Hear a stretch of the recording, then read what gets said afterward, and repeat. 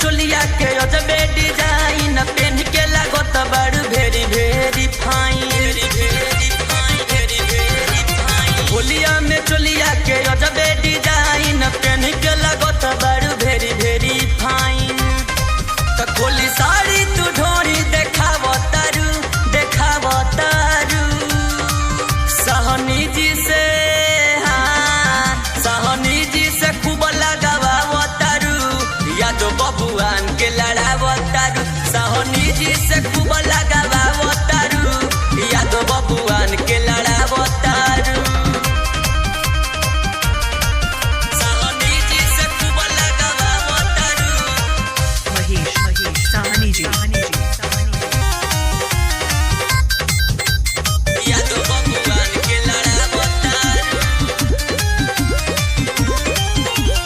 आइल बनी आज पौआ चढ़ा के रंग डालब पिचकारी भिड़ा के ऊपर से नीचे ले तोहके भी जाइब भौजी सुपने खा बना के भौजी सुपने खा बना के। आइल बनी आज पौआ चढ़ा के रंग डालब पिचकारी भिड़ा के ऊपर से नीचे ले तोहके भी जाइब भौजी सुपने खा बना के। काहे हमरा के तू दूर दूरावतारू होई मलहवा से, हाँ होई मलहवा से खूब लगावतारू यादो बबुआन के लड़ावतारू। सहनी जी से खूब लगावतारू यादो चौहान के लड़ावतारू। डीजे महेश निषाद सहनी यादो चौहान के लड़ावतारू।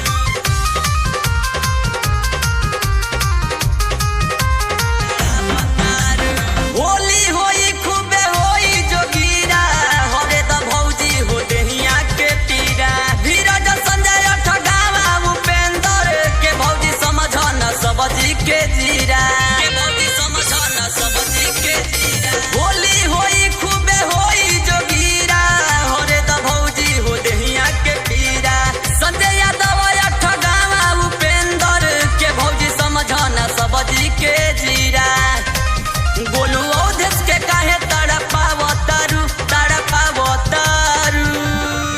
सहनी जी से, हाँ सहनी जी से खूब मलवावतारू यादो बबुआन के लड़ावतारू। सहनी जी से खूब लगावतारू यादो बबुआन के लड़ावतारू। होलिया में चोलिया के अजबे डिजाइन पेन के लागत बड़ भेरी भेरी फाइन। तो खोली साड़ी तू ढोरी देखाव तारू सहनी जी से, हाँ होई बुढ़वन से खूब लगाव तारू लइकन के काहे भगाव तारू। होई बुढ़वन से खूब मलाव तारू हमनी के काहे। डीजे महेश निषाद सहनी जी